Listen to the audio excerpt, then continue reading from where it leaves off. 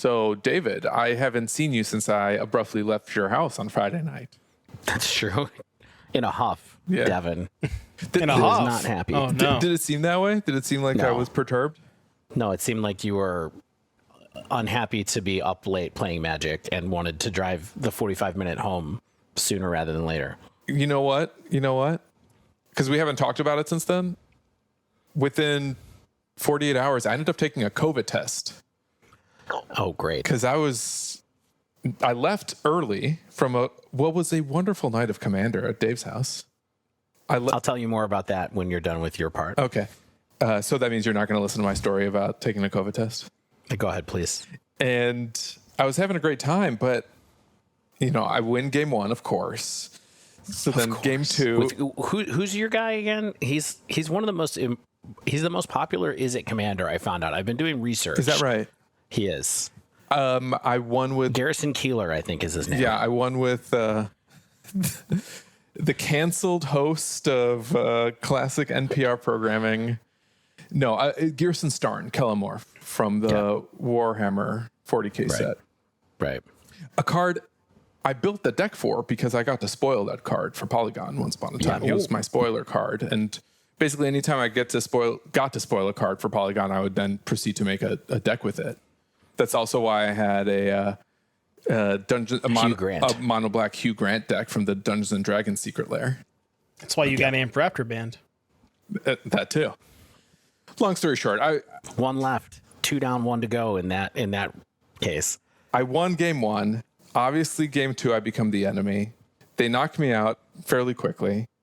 And while I'm waiting patiently for game 3, I just feel like my health kind of declining rapidly. It was because of my jokes, Devon. Well, I mean, that's understandable. Yeah. So I said to my friends, sadly but politely, I'm so sorry to do this, but I'm just not feeling good.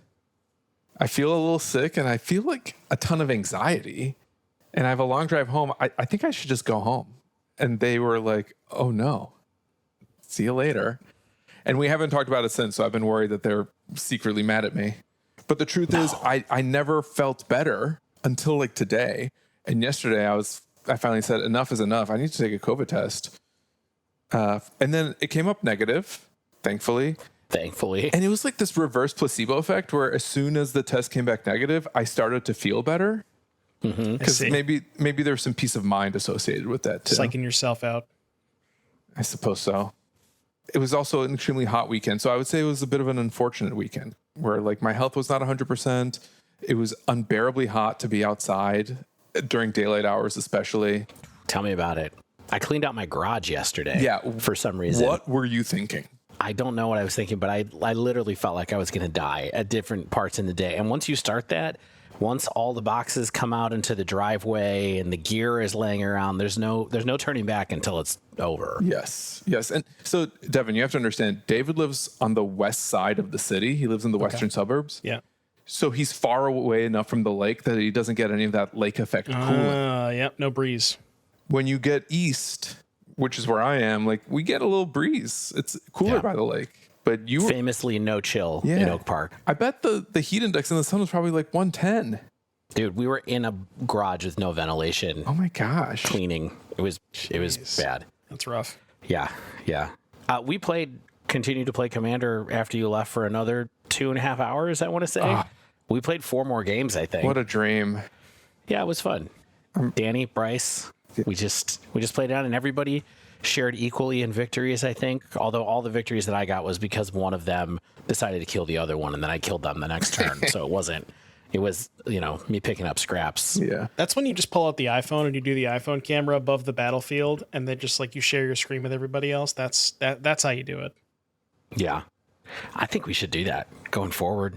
People love Commander. We should be making content. It's a sickness. Every time I'm doing something, I'm like, should I be making content of this? No. I feel like Commander is on its way out, though. Don't you think? Don't you think like it's due to fail any day now? Oh yeah, sure. The House of Cards. Absolutely.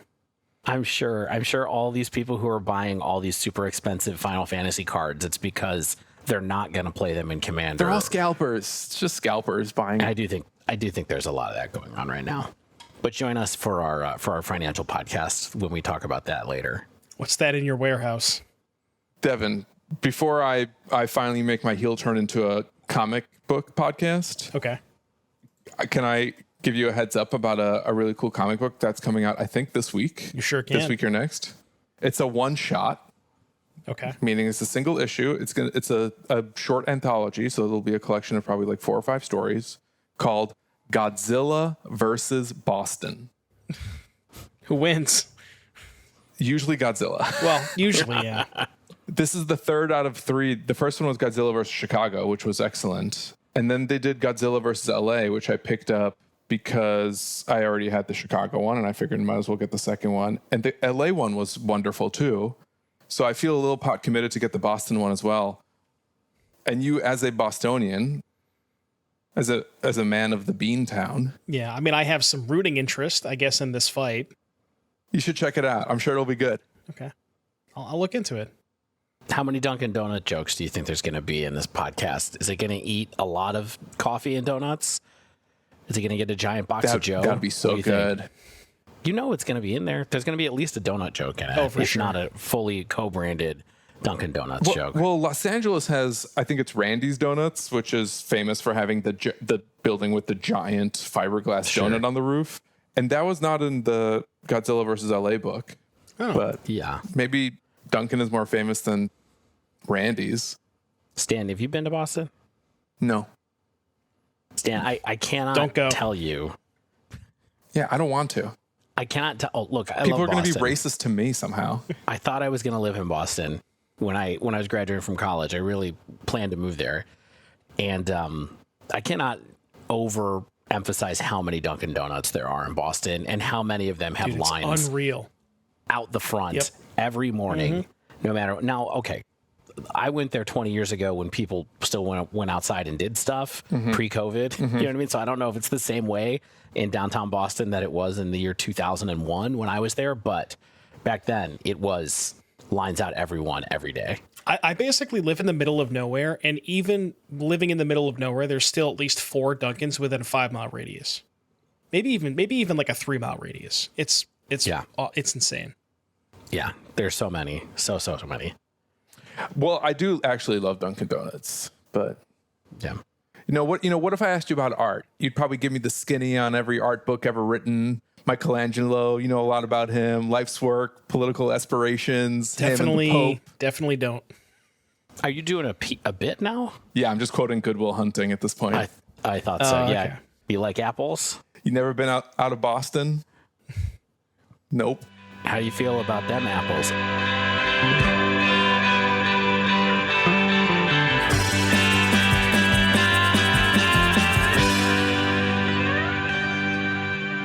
Hello and welcome to episode 327 of The Dive Down, a Magic the Gathering podcast focused on the latest decks, trends, and strategies for the casual spike.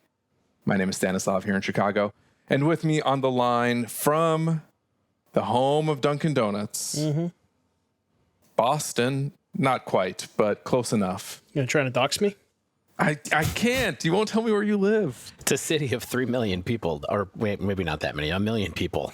So Devon O'Donnell, aka Doomway, aka Devon. That's me. What's up, guys? I had an interesting weekend. Spent a lot of time watching the Pro Tour. That was this weekend. It was not the most eventful Pro Tour. Not the most that's exciting too to bad. watch, but you know. Did you guys see what the top 8 was? it was all mirror matches on either side of the bracket until it was mono red versus prowess in the finals. Clean Correct? split. Yeah, that's correct. Yeah. Wild times. Shout out to Ken Yukihiro, though. That's a long time coming for that man. Yeah, Ken is a well-known stalwart to the Pro Tour and all kinds of stuff, yeah? Is Ken the player, we can cut this out if I'm wrong, but is Ken the player who brought Hollow One originally to a Pro Tour back in the day? Like, that's I believe where so. I thought I remembered that name. I believe so. I think it was right around Eldrazi time. I think it's when the Hollow One deck started to pick up, and I'm pretty sure he played it at a Pro Tour. Yeah. Unfortunately, that's all the Pro Tour content we have planned for this episode. Unless there's anything else you guys want to talk about. I didn't watch any of it. There's not much to talk about. There's not much to talk about. Yeah, red card seemed good. Cutter is probably pretty good right now. Devon, yes or no question. Will there be standard bans after this Pro Tour? Yes. Yes or no? Because if there's not, I'm not playing it anymore. Yeah. Fair. We'll see what happens. Give it a chance. That's what I say. Also, that's the Godfather, Dave Harburger. Yeah, recovered from my garage and recovered from losing a lot at EDH. It's me. Can I share one more follow-up from Friday night? Sure. Dave did a really cool thing, which is, without me even asking for it, Dave ordered my favorite pizza from Jet's Pizza. Oh. Which coincidentally is his son's favorite pizza as well, but that's because his son has good taste. That's right. Hawaiian. It's the Hawaiian. Devon, pineapple on a pizza? It's not my thing, but I'm not gonna shoot you down for it, you know? You like what you like. Devon doesn't judge. That's the one of the best things about Doomwake. He doesn't judge. Sometimes pineapple on pizza I do, but when it comes to Stan, I'll give him a pass. Give him a pass. It's especially good at Jets. I don't know what they're putting in their pineapple. It's the turbo crust. It's probably what it is. I will say the coolest thing I did in one of the Commander games, you know, because talking about Commanders is like telling people about your dreams. But I did ultimate the Bloomborough Ralzeric, the Otter Ralzeric. Oh, wow. And I've then done that I a got to couple cast. times. Have you? Then I got to cast Brainstorm 5 times in a turn. That was pretty fun. Yeah, when I was playing the prowess deck, I think I got to do it once in testing. It's like you ultimate it, and then you go like sleight of hand 4 times, and then I monstrous raged 5 times, and that was like, that was nice. It was pretty sick. Not enough for me to win that one, but it was great to look at the same 3 cards 5 times and draw one over and over again. That seems like it's worth 1 mana. Definitely. On this week's show, we played some Magic. We played some Final Fantasy cards. We played an important combo deck in Modern. We overcame our mental roadblocks to find the love of the game all over again. And we generated a lot of mana, but still died. That's what I did. Wow. We can talk about it. Yeah. So we'll talk about it. But first, let's housekeep. If you'd like to support our show, you can join the Patreon at patreon.com/thedivedown. You can also support us at thedivedown.com/store or through one of our many wonderful sponsors, including Heavy Play, who'll give you 10% off your first order at heavyplay.com if you use promo code thedivedown2025. And hot off the presses, the folks at Heavy Play have introduced some new colors in their curve sleeve lineup. 4 new colors. We've got Monk Orange, Paladin Yellow, Sorcerer Pink, and I'm saving my favorite for last because this is exactly the type of color that I, and even Shane, if he still played card games, would use, and that's Mystic Teal. Love teal. Love that teal. Teal I is think so good. the teal is good. I think the pink is pretty hot as well, but I'm a tealman. What can I say? Yeah. I love these colors. You know me. I'm too dour. All my stuff is black. I will probably not purchase these, but they look lovely in the photos, and I'm sure that they will be a good time if you are looking for some way new to kit out your decks with really bright colors this July. Teal's not that bright. True. I think of it more as cyan. Yeah. When I look at this, the print designer in me goes, oh, there's cyan, magenta, and yellow. So you can have your CMYY, and then they already had K. So there you go. You can also check out our sponsor, Mana Traders, who offers 25% cash back after 3 months of service with promo code TheDiveDown, all one word. Used them this week to rent my deck. I'm sure you did too, but mine really pushed it to the limit. 826 tickets for the deck that I played. For one deck. And I still have it. I haven't gotten any angry emails yet. Wow. I will be returning that after we finish recording tonight, but yeah, 826. Guess why? Mox Opal. That's why. Yeah. Well, Opal, Vivi, and Saga, I guess that alone is probably like close to 6. So There you go. Is Saga super expensive on I didn't they were 30 really or realize 40. what the expensive cards. Oh yeah. Yeah. they're about that. Corey Steel Cutter is 25. It's Corey Steel and Mox Opal are the same price. It's actually, you know what the most expensive card in this deck Vivi. list is? It's Tameo. Really? Tameo is the most expensive card in this list. Tameo is nearly 50 tickets a pop. 45 tickets a pop for Tameo. Yeah. Can't they just like Control C, Control V some more cards into the economy? Or will that break? That would destroy Mana Traders. We don't want that. That's true. Yeah, I forgot about the Mana Traders economy. I guess I was just thinking about Magic Online. Yeah. Consigned to memory, 20 tickets a pop as well. Anyway, Wild. go for it. Go use Mana Traders. We love it. We've been using it for 6 years, the entire time we've been making the show. Yeah. Yeah, I feel like the show abruptly ends as soon as we lose our Mana Trader subscriptions. Yeah, don't let them know. Don't let them know. And also, get 60% off your first subscription at Magic Mind Mental Performance Shots with promo code DIVE60 at magicmind.com. Take a shot in the morning. Take a shot before you play Magic. You'll feel great. I made my wife take a shot this morning.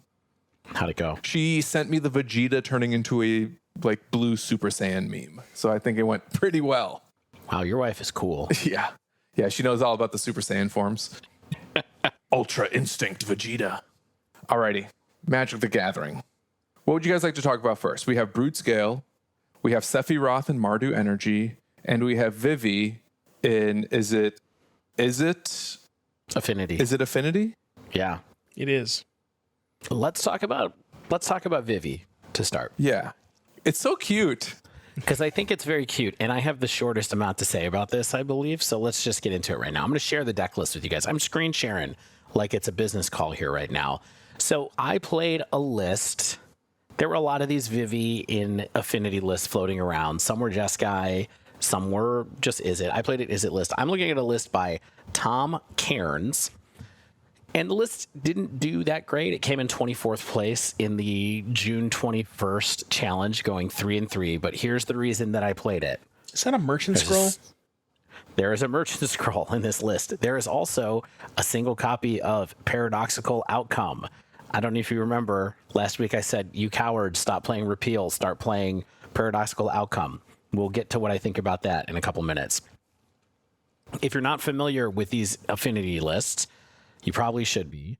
But this is built in the core of what we even saw in the Breach lists a couple of months ago, before Breach was banned, where it's got your Legends, it's got your Tamiyo, it's got your Emery, it's got your Mox Opal, it's got your Mox Amber, doing all of those broken artifact things, Mishra's Bauble. Then you have Urza's Saga and a Saga package. In this case, the Saga package is search for any of your zeros, get a Shadow Spear or a Soul Guide Lantern from the in main deck. This deck also now has 4 Quarry Steel Cutter, which is another thing that we're doing with this list because we have a lot of cheap spells. And then the spicy stuff that comes with adding Vivi to the list is 4 Vivi, 4 Repeal, 4 Flame of Anor, because you got a lot of wizards right now, then a Merchant Scroll, a Paradoxical Outcome, and 2 Thoughtcast, as Devon was talking about. So it's Affinity plus the Vivi package, and here's what I have to say. The headline. Vivi is a very good card. This deck is very clunky, sure. I think. And actually, yeah, I can see that. I didn't super love this deck. I don't think I love... it's really funny because I really enjoyed playing this deck, but after I only made it 3 games through a league before we had to record, and I didn't get a chance to finish my league. 1 and 2, I beat Belcher somehow with this list, and then lost to a Mirror and lost to Prowess. That is what I played against in the three games that I did, 3 matches that I did. And I really enjoyed, I'm going to play all my Moxes on turn 1, and I'm going to cast Tamiyo, and then I'm going to have Emery and do all the things. And Vivi did a lot of damage and got really big in a lot of the games that I played. I had Vivi with 5-6 counters on it almost every time I got it on the battlefield. However, it didn't feel like I was really in control of any of these games as I was playing. And so I think that we can go through it piece by piece. I know that all of these are super powerful cards, but it kind of just felt like maybe this isn't the right recipe for either one of these, or I had some really bad draws in the games that I played so far. And I will say, I did have a lot of draws that were like triple Tamiyo in a game, or triple Vivi in a game, which is, not great in particular. Yeah, I mean, looking at this list with, 4 Vivi and 4 Flame of Anor, I could understand that, the sentiment you were saying about it being a little too clunky. A lot of the other versions of the Vivi decks that I've seen are on at least some sort of cheap spot removal spell, whether that be a splash for Portable Hole or just keep it blue-red for Galvanic Blast. and maybe like swapping some of the Flame of Venoras. I know you mentioned you were going to talk about the PO and the Merchant Scroll, which, judging by the tone of your voice, I'm guessing didn't work out so well. Sided out every single match because I was like, guess what I need in my deck? Actually, I just remembered what I lost against was energy and prowess. So, and what I sided in every match, Fire Magic. Yep. Fire Magic. That good? That card's good. Yes, I really like that card. It's pretty good against energy when you can cast it for a single mana and kill a whole bunch of stuff, or when you have to cast it for 3 and then you get the Guided Souls too. But I had one match where somebody like over-indexed on Ocelot Pride. They had a Ragavan out. They were doing like Ragavan dashing me and like trying to keep me from catching up, and I just got to Fire Magic them and kill their whole board at instant speed, and then did manage to win that game, but that was it. Yeah, just as long as we're on the Fire Magic topic, it's interesting because people, especially energy decks, used to play like Fear Fire Foes to just do a quick 1 damage sweep. And then they stopped, especially because the One Ring got banned and like some of the trinket text on Fear Fire Foes lost its utility. I feel like Fire Magic is kind of just that, but with Threshold, right? Or not Threshold, with Kicker. Escalate or Kicker. With Fire, Firaga. So I think it's interesting that like that effect is still really useful in the format. Like a cheap pinging sweeper can still be useful, especially if you can like level it up a little bit. Yeah, I mean, it's especially good when you can cast a couple of cheap spells, like your zeros, or you bring back Mishra's Bauble with Emery and do those things so that you're making Vivi bigger. And then you use all the Vivi mana during your turn and then leave all your lands up to be able to cast Fire Magic or Consign to Memory or whatever, hard cast to Force a Negation or something like that.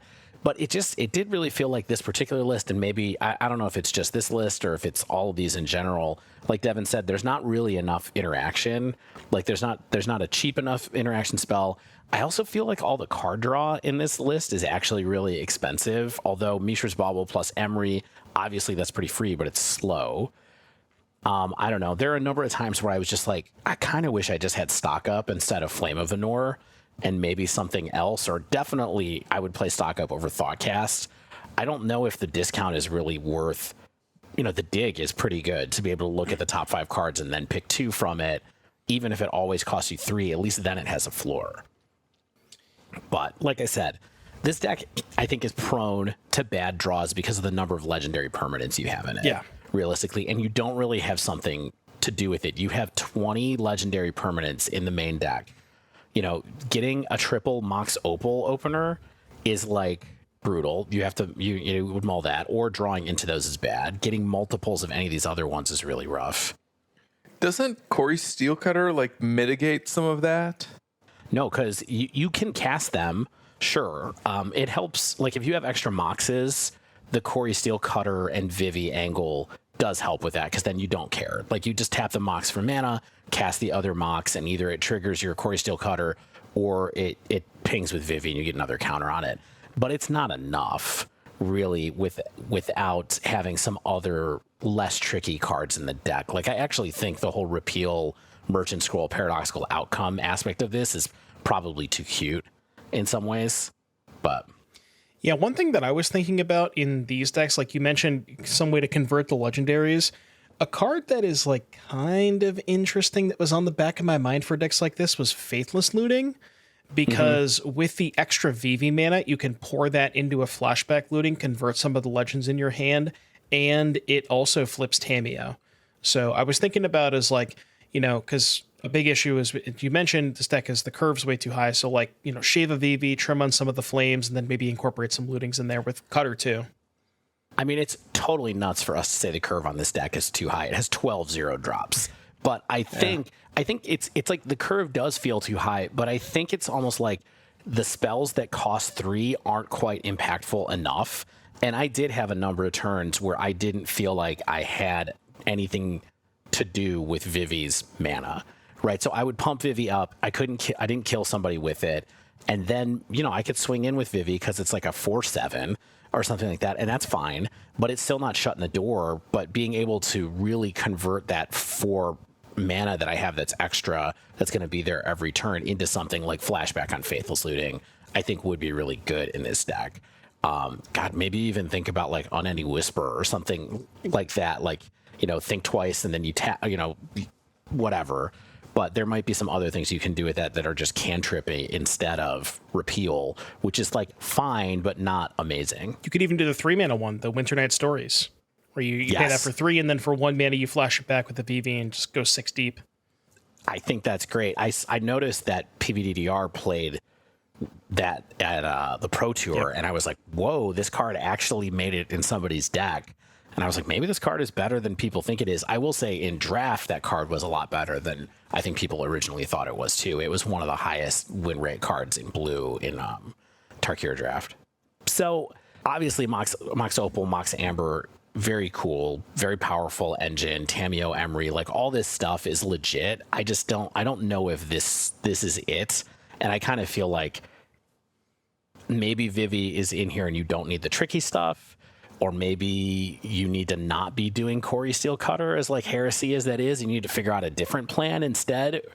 But I don't know. I just feel like there's kind of like an awkward middle stage with this list right now. And I certainly didn't pilot it optimally either. But I feel like the Affinity players have kind of been on and off with Steelcutter in general, where it seems like an obvious test subject because of all of the 0 mana spells, but I don't know that it's necessarily on plan so much as just like a good value card that you slot in because it does stuff. Yeah. And you can do silly things with it too, where you're like, I'm going to equip Vivi with Corey Steelcutter to give it trample, or equip haste. Shadow Spear onto it, or haste. Sure. Like those are all fun things that you can do with the mana. I don't know. It just feels like it's a lot of good cards that aren't quite turning into something that I felt like really tight and really focused on a certain plan. Yeah. It almost feels like maybe this deck, just the older Affinity decks, or I say older from like a couple months ago, the ones that had Kappa Cannoneer, like you're almost sort of missing that big haymaker at the top, where Vivi is like, it's a powerful card, but it kind of takes a little bit and you need a bunch of resources before it can close out the game. Whereas Kappa Cannoneer is just like so in your face, something along those lines to just to close out the game, Yeah. Well, I think maybe just because you can't make it unblockable, right? Yeah. Like Kappa Cannoneer, you can give it evasion, and Vivi you can't unless you put Shadow Spear or Corey Steelcutter on it.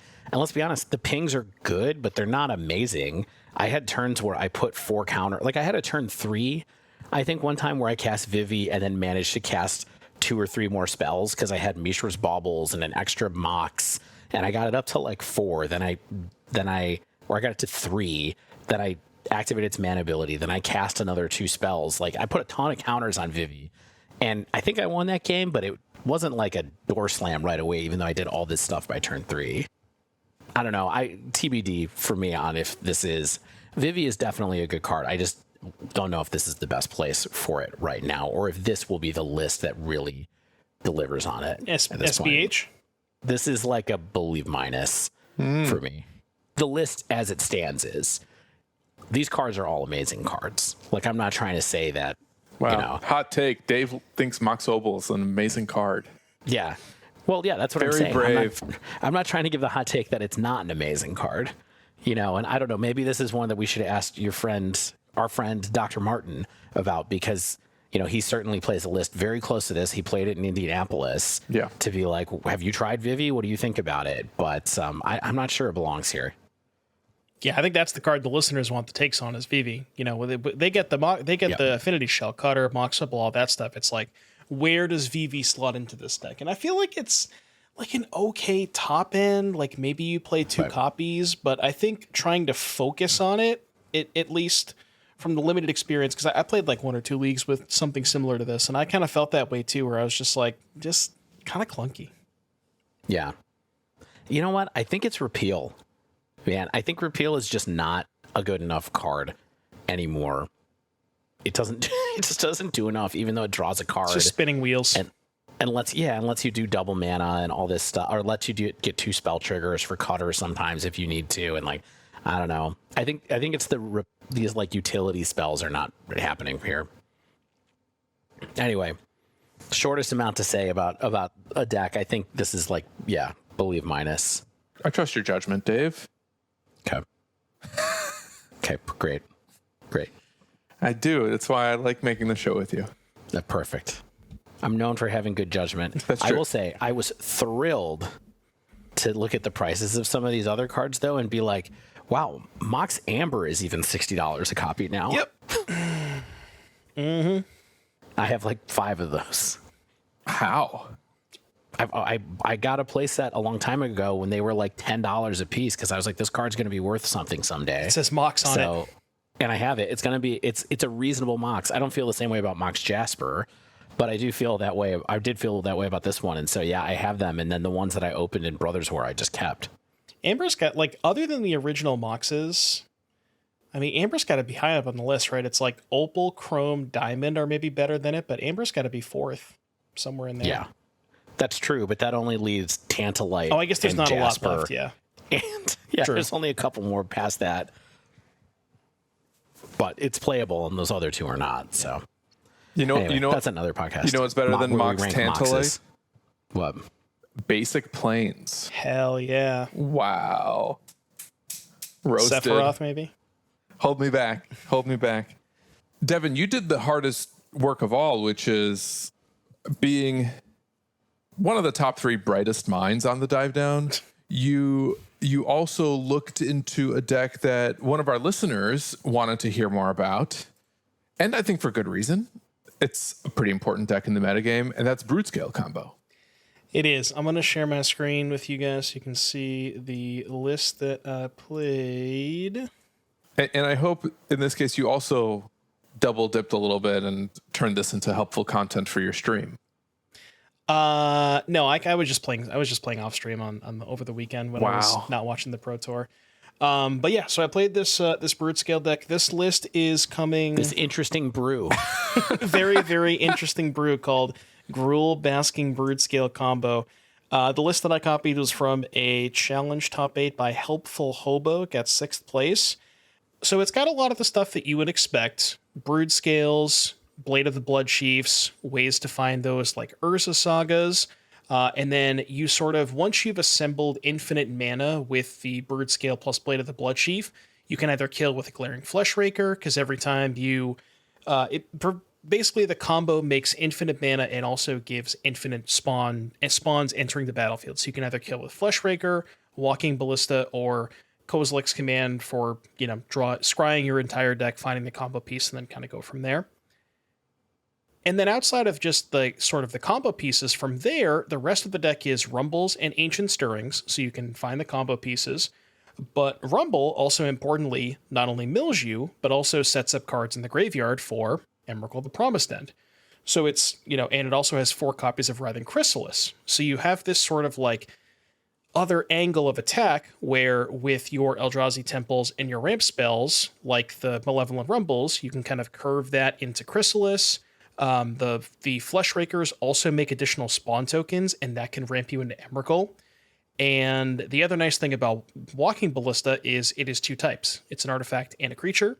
So you have Walking Ballista, which is 2 types, Urza Saga's 2 types, Kozilek's Command 2 types. So you have a lot of ways to put like multiple pieces of stuff in the graveyard for those Emrakul turns. And in the 2 leagues that I played, I think I Emrakul'd my opponent like 4 times. And it came up quite a bit. Ooh. Yeah. I did want to say this list that you're talking about is like a 70 card match to the list that won SCG Con Indianapolis by Hunter Ovington. So it's very close to the same. Like you said, it's stocked. It's very close to that one too. The sideboard is a bit different, I guess, for online metagames, but the main deck is maybe 2 cards different, and there's mostly just different sideboard choices. Okay. Yeah, so then that's pretty much the main deck. There's some Urza Saga targets. There's a Haywire, a Soul Guide, a Springleaf, and a Bauble. Mana base, 22 lands, 4 temples, 4 sagas, bunch of dual lands, 2 caverns, 2 Passages. And then the sideboard, some one-ofs. There's a Gemstone Caverns. There's a couple more saga targets like Grafdigger's Cage, Needle, and Vexing Bauble. and then Soulless Jailer, Stonebrain, Whip Flare, Dismember, and Thief of Existence. So, I was very interested to try this deck because I have myself played a lot of the Eldrazi ramp deck, but I haven't necessarily dabbled into this sort of combo version. And I think one of the things that sort of draws me to a version like this is that hybrid aspect where you can have those really fast combo draws where before, you think of a deck like Eldrazi Ramp, its bad matchups are combo decks because it is just way too slow to keep up with stuff like Amulet and Belcher and Ruby Storm. And now this Broodscale deck not only has this ramp engine of like Temple, Malevolent Rumble, Fleshraker, and then Emrakul, but so you can grind people up with that stuff, but you can also just kill people on turn 3, which I did a couple of times. I was going to ask, so that you can actually combo off on turn 3. Mm-hmm. Yeah. So what does it take to combo on turn 3? And if you have 2 pieces in your opening hand, it's pretty easy. You just go turn 1 Blade, turn 2 Broodscale, and then say you just play a normal third land, so you have 3 mana. You go 1 to equip the Blade, 2 to activate the Broodscale, make a spawn, and then you've started the loop. That's it. And even if you don't have, so you just have mana, then right. You can mostly cast whatever's in your hand. Yeah, you need that third piece, whether it's like a Ballista, right. a Fleshraker, an Emrakul, or a Kozilek's Command. Yeah.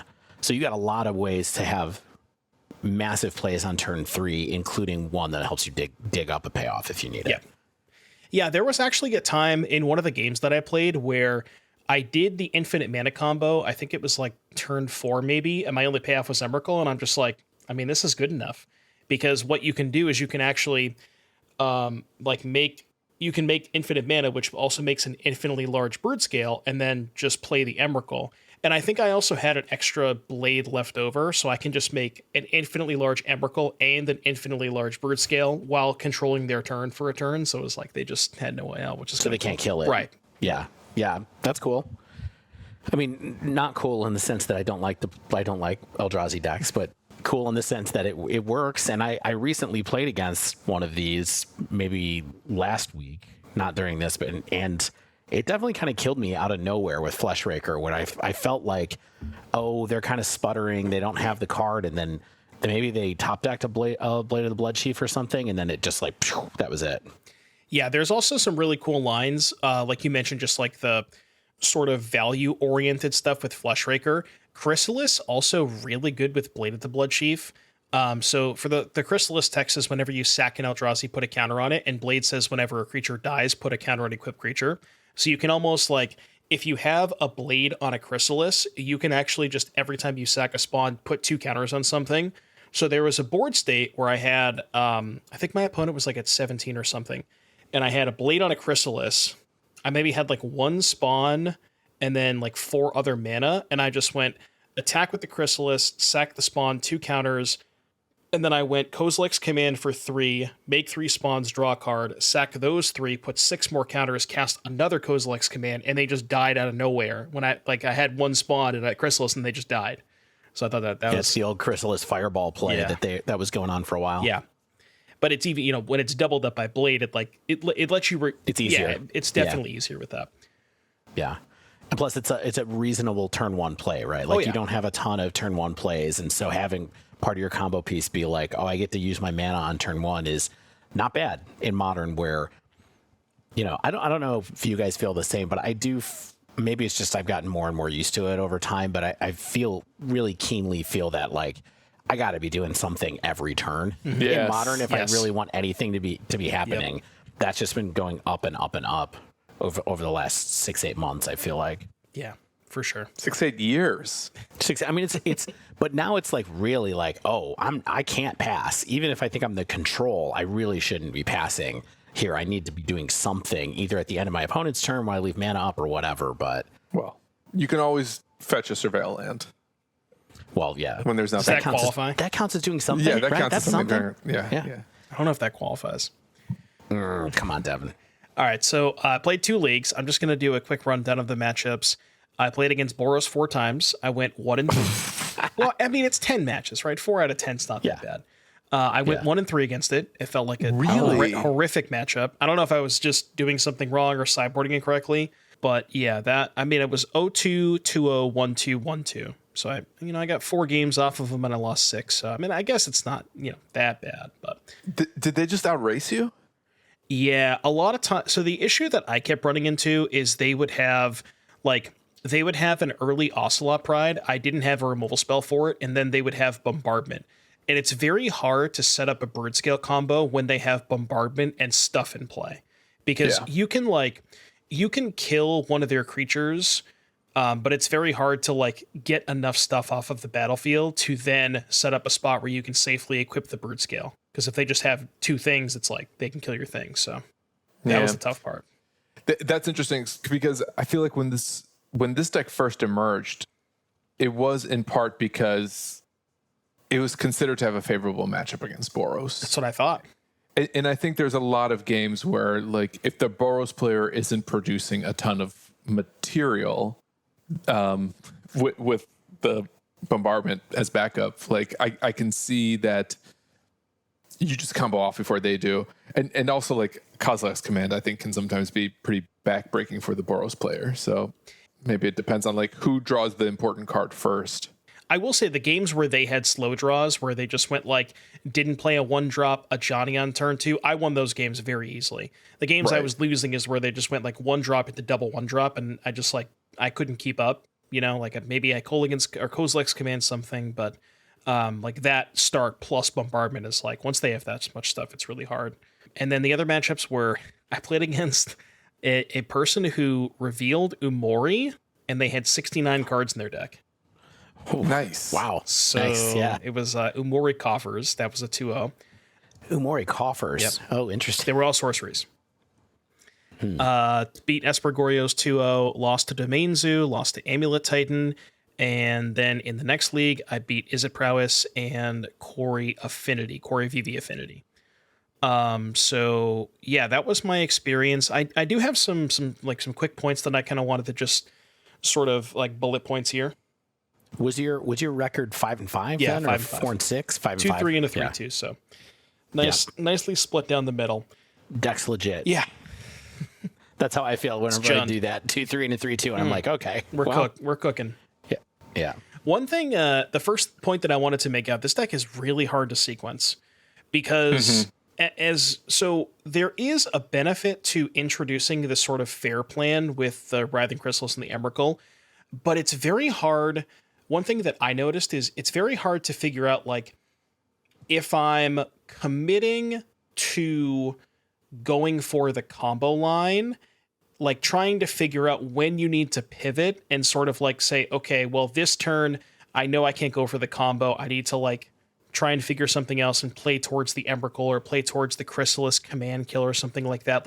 Being able to change roles, that's what felt very tough to me, because I just never, this almost feels like a sort of a hybrid combo aggro deck where sometimes you just have beatdown draws with Chrysalis and Saga, and then sometimes you do combo draws, and it's that sort of inexperience I have with a deck like that makes sequencing a lot harder.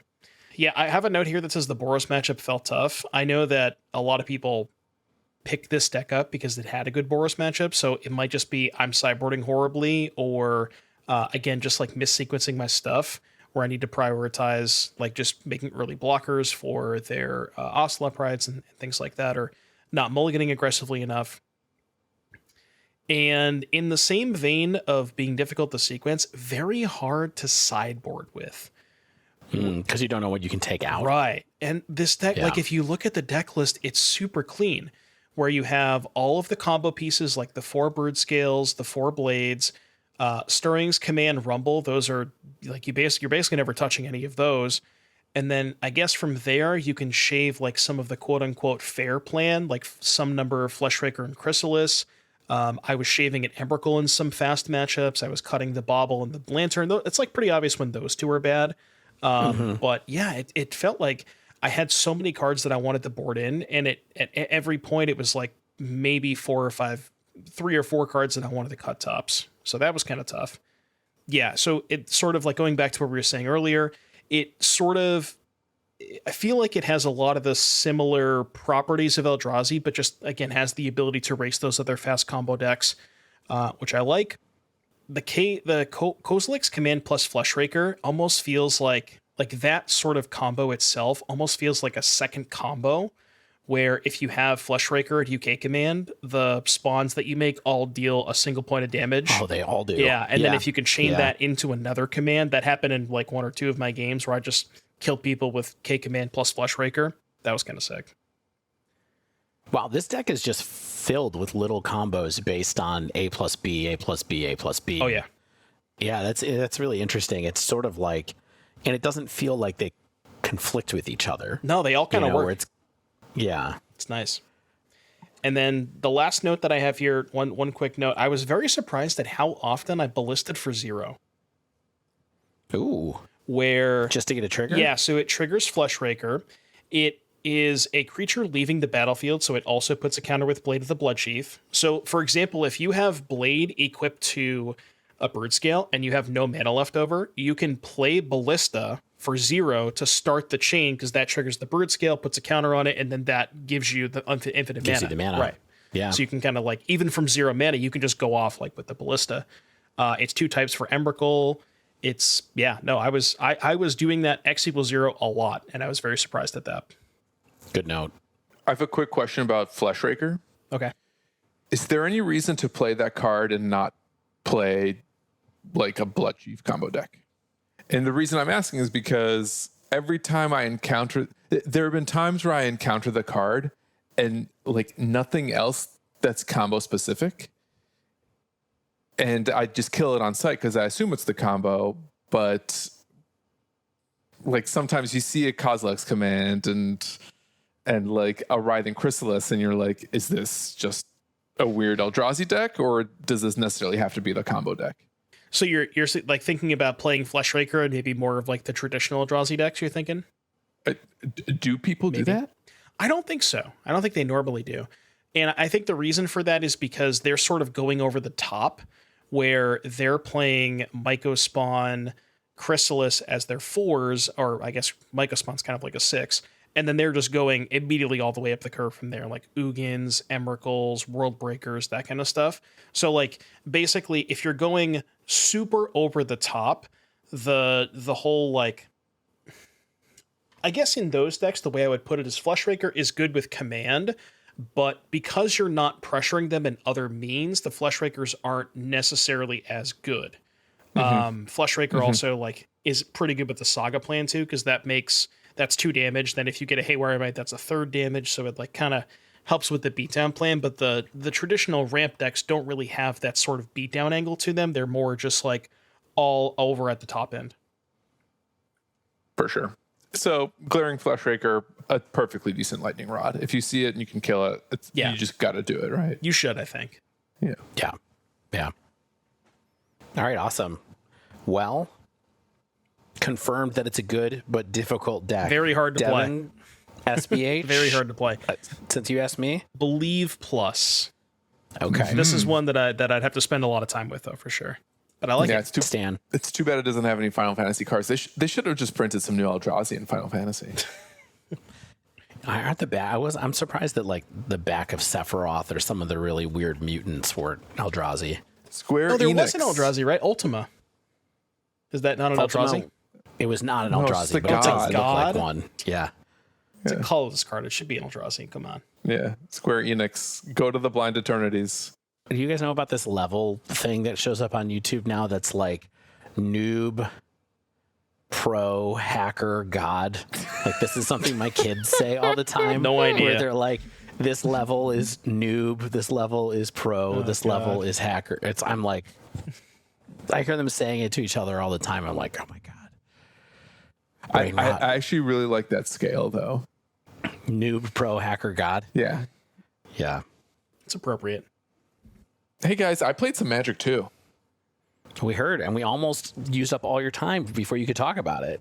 That's okay. I think my section will probably mirror Dave's a little bit, because what I did was I played Mardu Energy because I wanted to see what it was like playing Sephiroth, Fabled Soldier in all caps in the deck.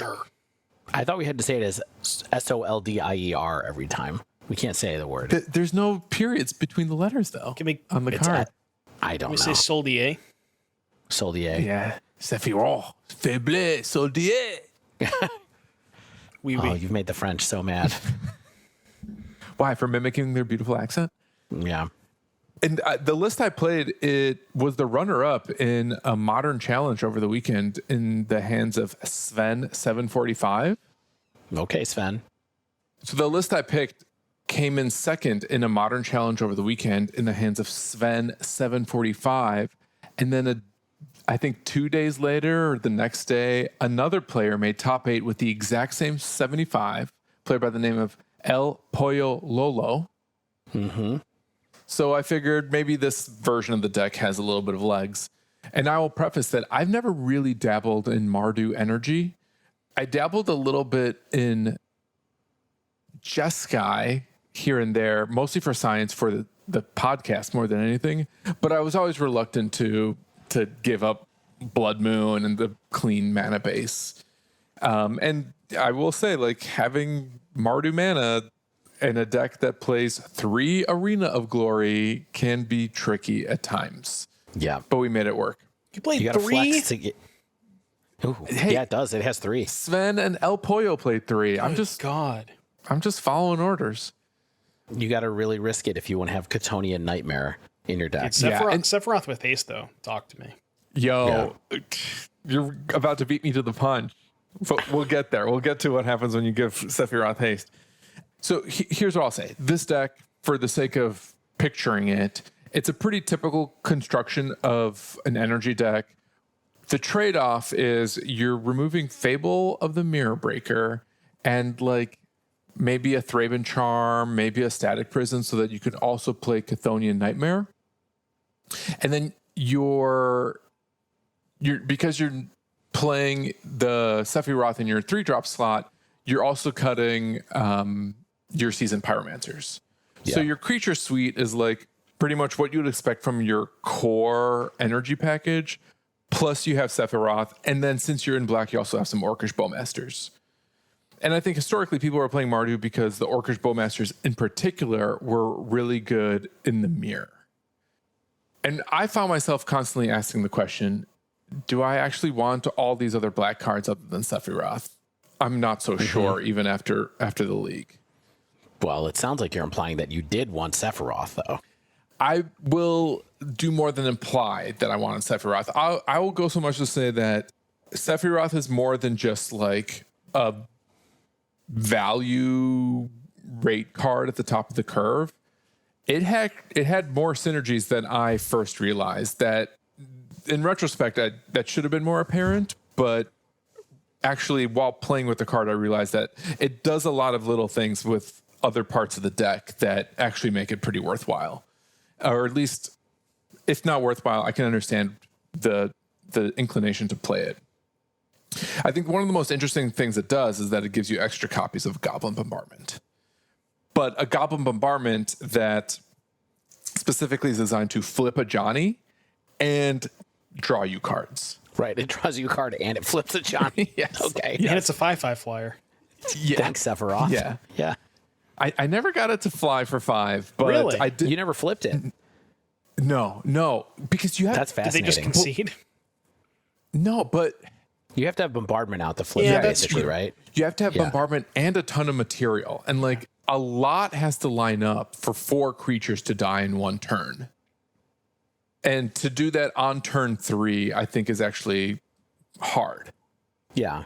I mean, now, I do want to be really clear on the text of Sephiroth. Yeah, let's do It's that. whenever another creature dies, target opponent loses 1 life and you gain 1 life. If this is the 4th time this ability is resolved this turn, transform it.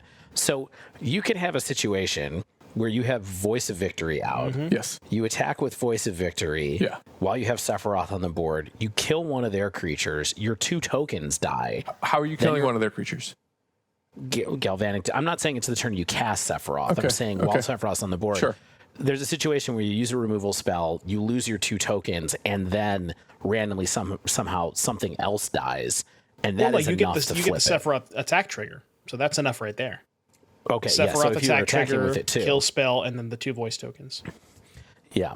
So, but I don't know. But for the Sephiroth attack trigger, you still have to have something to sacrifice to it. The voice on the attack. right? But voice. So then you're sacrificing the voice and the 2 tokens. Like, Yeah, Right. I see what you're saying. That might not be worth it. Like, but you have to give up a lot potentially. The main thing I wanted to point out was just it will flip when any creature dies. It's not just creatures that you control. Yeah, That's true. That's true. People should keep that in mind. But I never got to do it. yeah. So we're not going to get into that. But I will say the curve out of like do something on turn 1, play a Johnny on turn 2, and then play Sephiroth on turn 3 was powerful. That sounds absurd. jeez. It's different than Bombardment, of course, because it's not pinging for damage and you can't like do it on demand. You can't do it at instant speed. So there's a trade-off there. But what you get for the trade is potential to like draw 2 or maybe 3 extra cards in a turn, which I was able to do. I was always just like 1 creature short of flipping Sephiroth. Yeah. And for that reason, it was impressive. Not only a Johnny, though, there's other synergies. You mentioned the Voice of Resurgence, but Ocelot Pride too. Like Ocelot making material, and this also helping you trigger Ocelot Pride to make more material because you're gaining life. I think that's also pretty powerful. Yeah.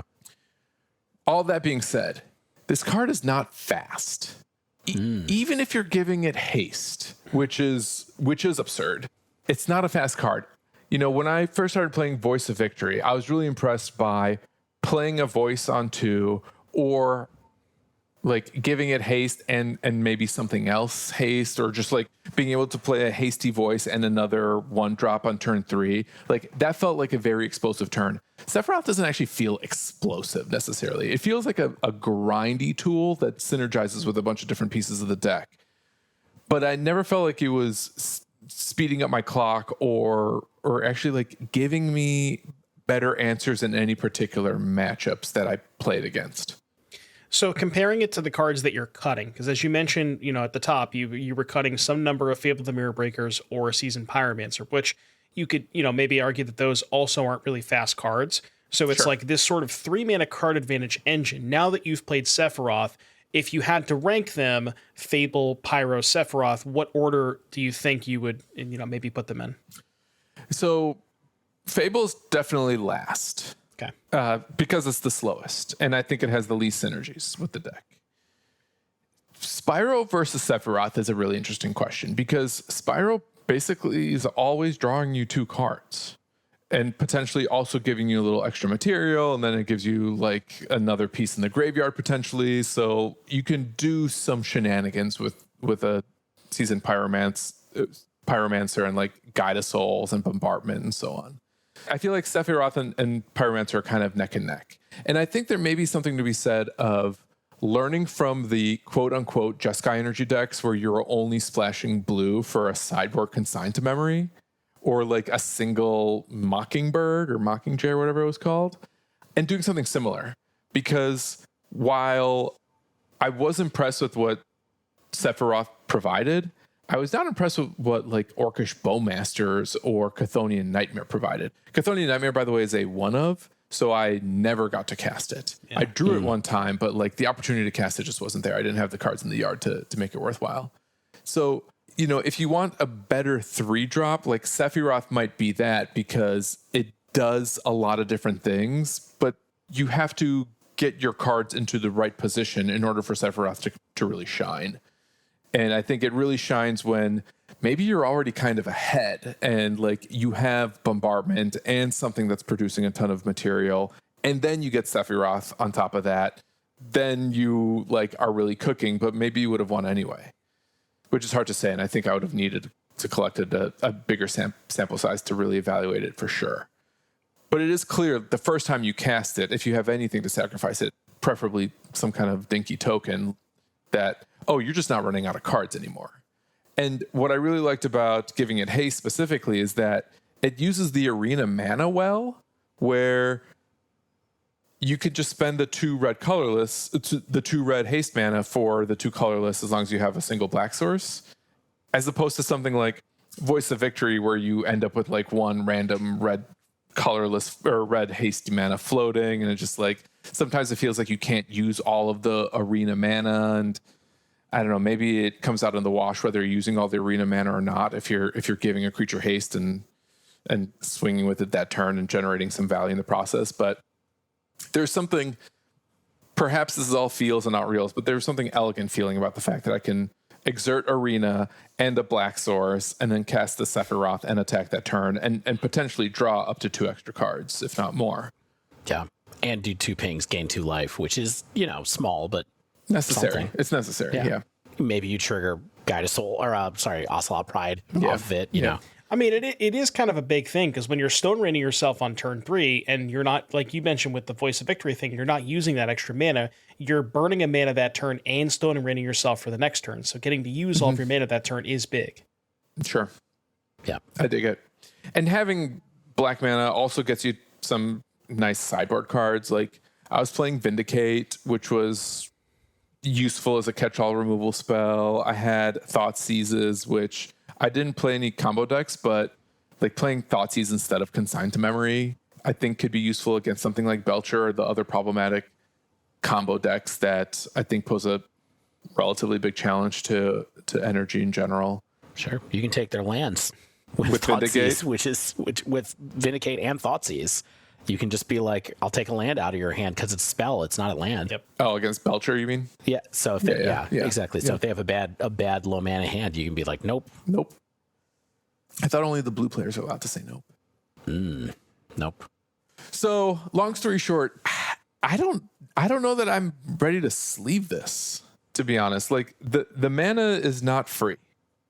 And when you have a hand where where your opener is Arena of Glory and a fetch land and like a black card, you kind of can't fetch for, like, you either have to fetch for Blood Crypt and then you don't have access to white, or you have to hope that you draw into a third land and use that third land to get your black source. Because in the early game, unless you're playing against Ragavan or an Ocelot Pride deck, you kind of like can't aggressively go for black mana because you have so few black cards, and your most important black card, Sephiroth, isn't coming down until turn 3 at the absolute earliest. Right. So I think this may be a situational deck. I don't know that this is actually obviously better than just playing Boros still. So yeah, believe minus. We might find out it's a heave, that like it was a worthy experiment and Sephiroth is a good card, but the whole package isn't actually worth the squeeze. Can I share another anecdote, a personal anecdote, as related to like me approaching this deck? Yes. So let's take a step back. Let's take a step back from Mardu Energy in general. And I want to talk about like the head games and the mental state of playing Magic, playing your 4,000th Modern League, okay, producing another episode of your hit Magic the Gathering podcast, when you're feeling kind of sick and dreading it, okay?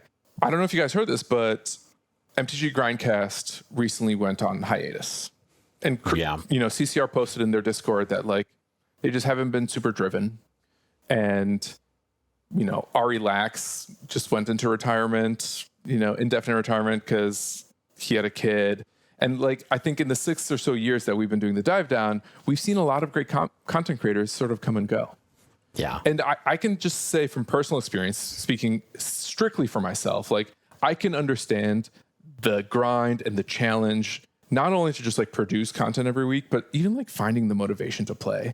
Like on a weekend where like I'm seriously exhausted, it's brutally hot, I don't feel well. And then on top of that, I have to play it, my upteenth Modern League with a deck that's just like maybe 10 cards different from the last Modern League I played. And it's like, sometimes finding the motivation is hard, okay? And I can empathize with a lot of content creators who go through the struggle. And I was sort of dreading it. And a peek behind the curtain, like this is an episode we're doing without notes because I think none of us really wanted to even write for this episode because like sometimes writing the notes is the hardest part. I mean, honestly, for me, I just run out of time more these days. Sure. Like I'm trying to fit a lot of stuff in and then I'm like, oh, it's time to record. Well, I can talk about it for 10 or 12 minutes. Let's do it. Yeah. And that's all we're getting paid to do is just talk about something for 10 or 12 minutes. I would say we did pretty good without notes. I think so too. I think it's the best show we've ever done, maybe. In 2025, at least. Here's what I'll say though, without, making people scared about our mental state. As much as I was like dragging my feet to finally play this deck and like acting like Paul Rudd in Wet Hot American Summer when he was asked to clean up the cafeteria after himself. You know the reference if you've seen the movie. What a reference. Okay. Once I fired up this league and started playing the deck, it was just like, it just filled me with a ton of energy. And there's this weird thing that I experience as a writer as well, that like sometimes the hardest part of just writing a thing is getting started. But then once you start doing the thing, you enter this like momentous flow state and it kind of just like channels through you. And I experienced something similar when I end up playing Magic, where like if you asked me a week ago, I was like, I might be done with RCQ season for the summer. Like, if CCR has run out of stuff to talk about, like what hope do I have? Like he's not only a better Magic player than I am, in my opinion, but I've always been very transparent with him and everyone that like he was a big inspiration for us starting the show 6 years ago. And it's like, if CCR's retiring, like, should I even keep going? But then I started playing this deck and it's just like, it filled me with so much life and energy. By the end of the league, I was like searching up, when can I play another RCQ? And not because I want to play this Mardu deck, but it's just like, Get the itch. It's a nice welcome reminder that like when you enjoy yourself playing Magic, or when you start playing Magic, even if you're not looking forward to it, like sometimes you enter this momentous flow state and then it's just like, hell yeah, I effing love casting Galvanic Discharge on someone's creature and then netting a couple extra energy that then I use to like trigger a Guide of Souls to give my creature flying next turn. And yeah, it was just kind of like this interesting like anecdote of personal realization that like even when I'm feeling like low mental health energy surrounding MTG in general, like sometimes all I personally have to do is just like force myself to play a game and then I'm just kind of like right back on the grind. I don't know what that is. I guess I'm just kooky like that. I will say, I've been having sort of a similar thing with Standard recently, where Standard format over the past couple of months is, it is what it is. And what really helps me is just like, taking just like queuing up a little bit with a different format. I played a little bit of Historic today, just having fun with it, you just gotta have fun with it. Yeah. Because you're not having fun. What are you doing? Right. I mean, that's the hard part, right? Yep. It's like, I have a lot of days too where it's like, okay, we got to do another episode. It's like, what are we going to do for it? And it's like, what are we going to say? But then for me, I find, not to like draw a counterpoint or anything, but like I get energized after we talk. Oh yeah. Then I'm like, okay, we do the app and it's like, that was great. Yeah. The juice is flowing. We made some jokes about Dunkin' Donuts and then, yeah, it all rolled from there. That's the other thing. It's like, it's hard to, the dive down is not going to last forever, of course, but like it's hard sometimes to say like I'm done because I just love recording with you guys. And like, I love podcasting with the two of you. I love recording the video game show with Shane. Like I can relate to you, Dave. After we record on Monday nights, like it takes me a while to wind down to the point where I can even like go to sleep because I'm really energized. Then I will like put on The Brutalist or something and that'll usually lull me. The Brutalist. See, that's when you got to fire up the league for next week, right after tonight's show. That's the best time to do it, right? Devon is probably right about that, actually, but that's true. I got to go do some dishes. So that's where I'm at. Well, I also think that part of like the mental fatigue I'm experiencing is the fact that we have a new set every 2 months now. Yep. And it's like getting hard to stay motivated when you've like just barely learned the last thing and now you have to start learning the new thing, which that's how the Pokemon card game does it too. Like Pokemon puts out new sets like every 4 days. I don't mean to derail the segment, but we already got spoilers for Edge of Eternities this past weekend. We did get a few. Yeah. Maybe we'll talk about them next week, but yeah. They're going to space. They are going to space. We even got spoilers for Avatar, the last Airbender. Yeah. I just started looking at cards for the first Airbender. I gotta say, I do like the Edge of Eternity whole thing. I'm interested in that, but I'm not gonna be looking at the cards for a while. Yeah. So yeah, I'm still I just want to build a Spider-Man deck. Same. Thwip. Okay, well, thanks for letting me have this little live therapy session, I guess. It was lovely to be a part of that. Yeah. And listen, if you ever feel like having a therapy session, just Google it. Therapy near you. But until then, that wraps up this week's show. If you haven't yet, make sure you subscribe to our podcast so you get the latest episodes as soon as they come out. If you use Apple or Spotify, please leave us a rating and review. You can reach out to us on the internet via email, thedivedown@gmail.com, or find us on Blue Sky, thedivedown.bski.ski or whatever it is. It's too long. It's hard to share a Blue Sky handle. If you'd like to support our show, you can do that at patreon.com/thedivedown. You can find Devon on Twitch at twitch.tv/doomwake. Check out our store at thedivedown.com/store, or check out our sponsors. Heavy Play gives you 10% off your first order at heavyplay.com with promo code thedivedown2025. Check out their new sleeve colors as well. They are beautiful.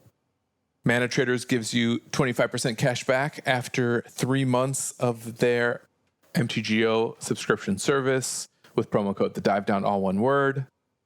Magic Mind will give you 60% off your first subscription at magicmind.com with promo code DIVE60. As always, special thanks to the bands Nowhere and Spaceblood for letting us use their music. And until next week, get out there and just find the joy in playing Magic again. Also, stay cool in the shade because it's hot. And heat stroke is real, people. Stan's suffering from it right now, actually, I think.